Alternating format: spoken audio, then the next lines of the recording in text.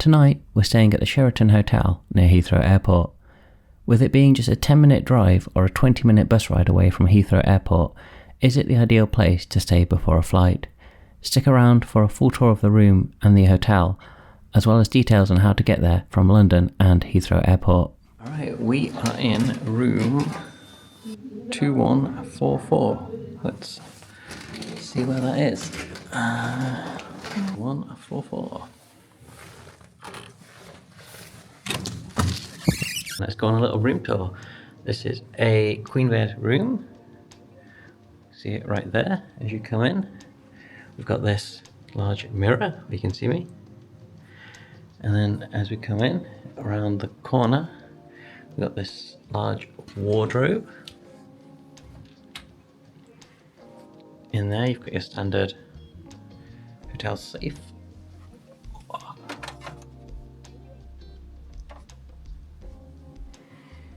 Also got ironing board, bunch of coat hangers, iron as well if you want to do that, and a luggage rack, as well as some more storage under there, some more shelves.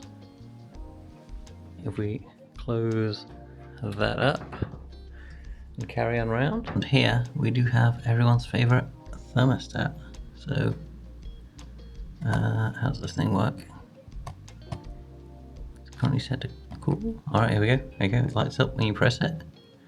Currently it's set to cool. You can fiddle with the temperatures. Does that do anything?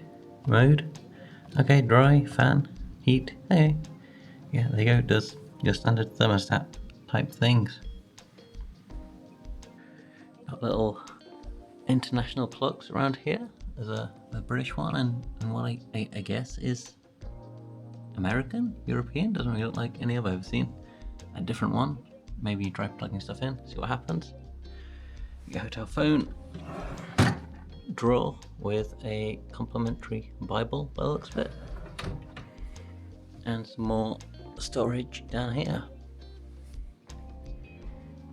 We got this large mirror above the bed, and then the queen-sized bed, which is quite big. As we come around on the other side, there's no drawers on this side. There is another lamp. There's a plug.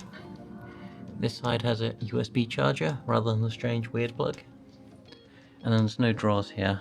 It's just a little shelf, I guess. Over in the corner, we've got another lamp. It is fairly dark in here, so there's another lamp if you need it. And we've got this chair, which looks quite nice. And then if we carry on around, there's this table by the chair, so I guess you could sit and eat or something like that if you wanted to.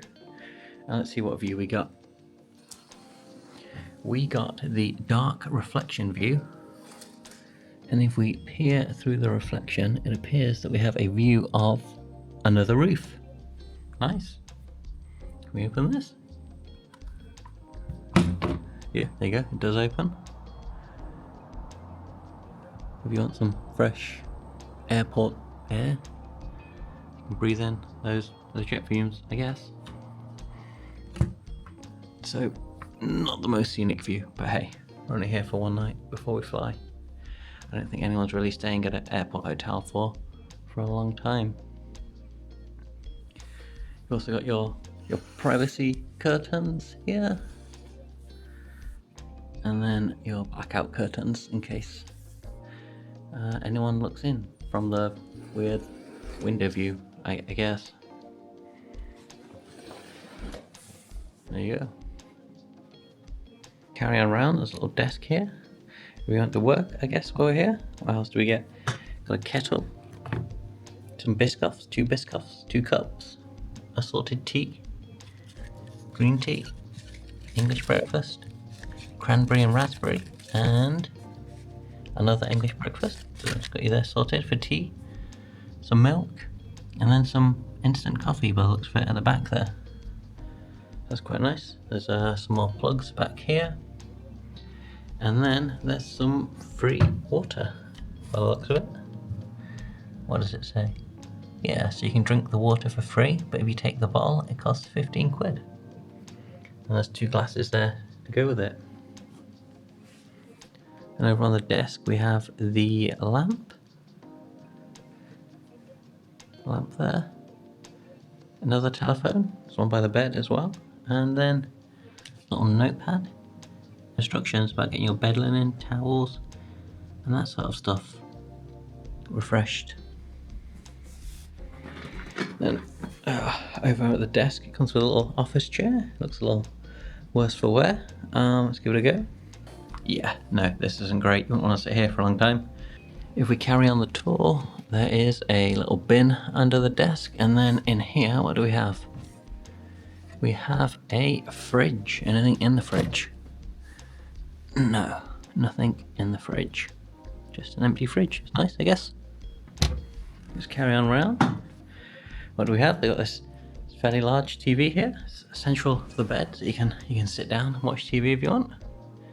Underneath it, some sort of storage, by the looks of it. A little cubby hole, a little shelf. Let's have a look at what's on the TV.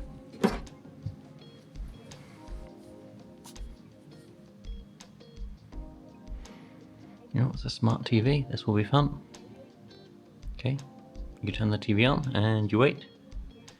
And you wait some more. And you keep on waiting. Oh. Is it doing something? Okay, it's a smart TV again.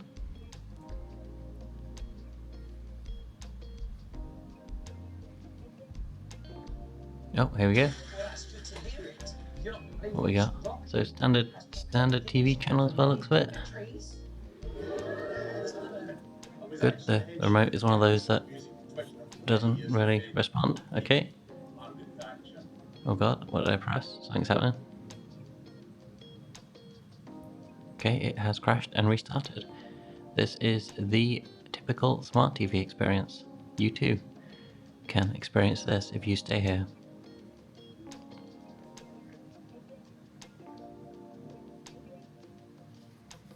Okay, well, it seems to be broken. We'll leave that there. It's a TV. Yours may or may not work. It seemed to have some smart features. Oh, it's coming back. No? Yes? Maybe? Oh, it's back. Yeah. Nope, still can't do anything. Okay. Let's turn that off. Let's hope we can at least turn it off. Alright, let's hope that is off. Okay. Let's carry on around. What we got? So back towards the entrance as you come in, and here on the left we have the rather nice bathroom. Looks pretty fresh and modern, like it's been refurbished recently, I guess.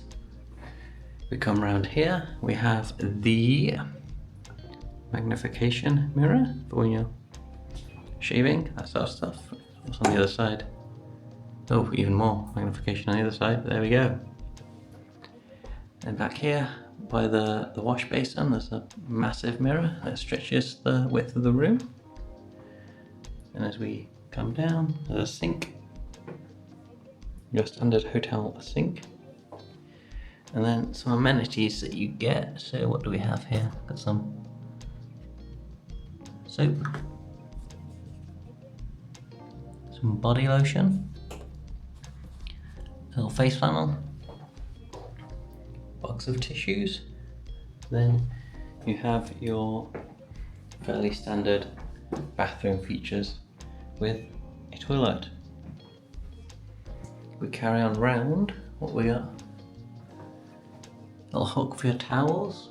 If you don't want to have them washed, you can save some water and hang them on there. And then around here we have the shower. It's fairly low at the minute, I guess you can move it. There's a little basket there to place your stuff in. And you get some, what's that, shampoo, body wash and conditioner included. Aaron here with an update on the shower. That thing is incredibly hot and incredibly powerful. It's a fantastic shower. As well as some towels. And it's got this funky half door thing. Time to go get some food. There's actually 3 restaurants in this hotel itself, just looking at the app. There's Cast Iron Bar, the Lobby Bar, which I assume is a bar in the lobby, and Club Lounge, which looks like a less fancy version of the Cast Iron Bar and Grill. This hotel actually has a fitness centre as well, which we are not going to, but you could if you wanted to. There's 3 lifts. I've never really had any issues here getting the lift. Let's press the button and off we go. Off to the side there we have one of the lobby bars, I assume, and then down there the Cast Iron Bar and Grill. But we are going outside.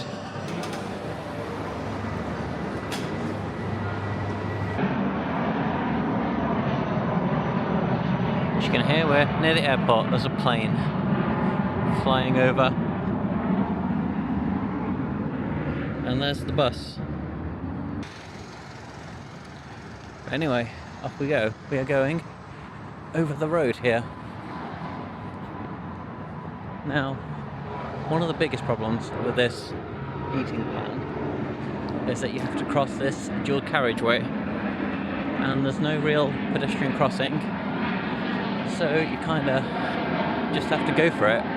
Sorry about the plane noise. Yeah, so if you come out of the hotel, you come here to this road, which we shall safely cross, and then once more you cross the other side of the dual carriageway for a bit of extra excitement on your way to dinner. This side looks a bit more busy. There's a large bus we could get run over by. Okay, we didn't die. Good. So this is where we are going for dinner, not the McDonald's, which is just around here.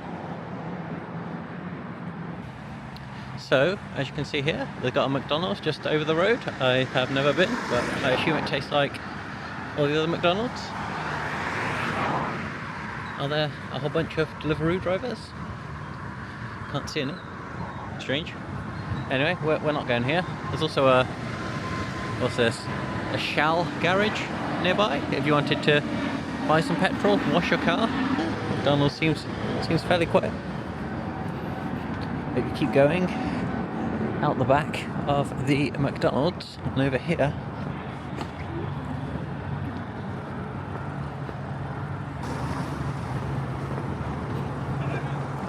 we get to where we're going. We're going to the Premier Inn over the road for dinner. So just a 2 to 3 minute walk across the dual carriageway and you end up here at the Premier Inn.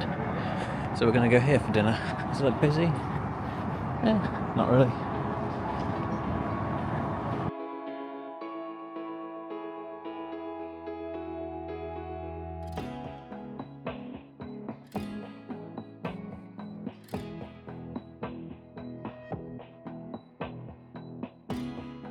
It's dinner done. Let's head back to the hotel.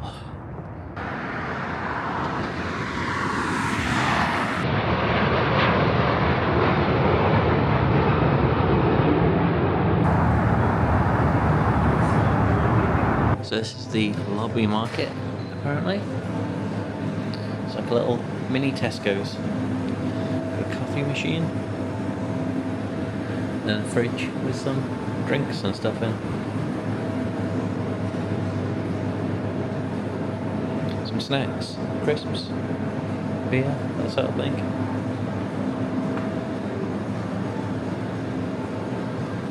And a whole bunch of chocolate by the looks of it.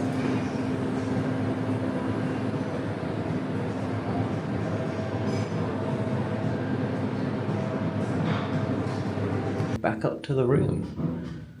Out we go. Where were we? We were over here. Right, let's see if mobile key works.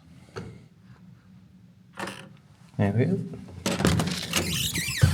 That's the hotel reviewed. Now let's talk about how you get to the hotel from the airport. Starting in central London, you can get to Heathrow on a train via either the new Elizabeth line or the Heathrow Express, both of which depart from Paddington Station. The Elizabeth line is part of the TfL tube network, and you can use your Oyster card or contactless payment method on it. It takes about 30 minutes and costs around £13 each way.